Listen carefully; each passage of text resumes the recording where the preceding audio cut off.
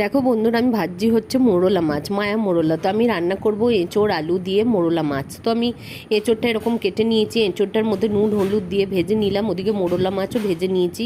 অন্য কড়াইতে আবার তেল দিলাম, দিয়ে দিলাম গরম মশলার মধ্যে দিলাম দুটো এলাচ, জিরে দিয়ে আলুগুলো ভালো করে ভেজে নিচ্ছি। এই যে আলুগুলো নুন হলুদ দিয়ে ভালো করে কষিয়ে নেব। কষিয়ে নেওয়ার পর এর মধ্যে আমি দেখো একটা মশলা দিচ্ছি। এটা হচ্ছে একটা টমেটো দিয়েছি, একটা পেঁয়াজ দিয়েছি, রসুন দিয়েছি, আদা দিয়েছি, আর হচ্ছে গিয়ে জিরে দিয়েছি, ধনে দিয়েছি, তেজপাতা দিয়েছি, লঙ্কা দিয়েছি, একসাথে বেটে দিয়েছি। দিয়ে ওটা ওর মধ্যে দিয়ে কষিয়ে নিলাম। দেখো এবার কষিয়ে নেওয়ার পর মাছ আর এঁচোড়টা যে ভেজে রেখেছিলাম সেটাও দিয়ে দিলাম। দিয়ে ভালো করে নেড়ে নিয়ে জল দিয়ে দিলাম আন্দাজ মতন। দেখো ফুটছে। এবার নামানোর আগে আমি দুটো কাঁচা লঙ্কা দিয়ে দিলাম, দিয়ে আবার একটুখানি ঢাকা দিয়ে দিলাম। দিয়ে এইবার নামানোর আগে আমি গরম মশলা দিয়ে নামিয়ে নিচ্ছি। তোমরা এইভাবে একবার এঁচোড় মোরলা মাছ আলু রান্না করে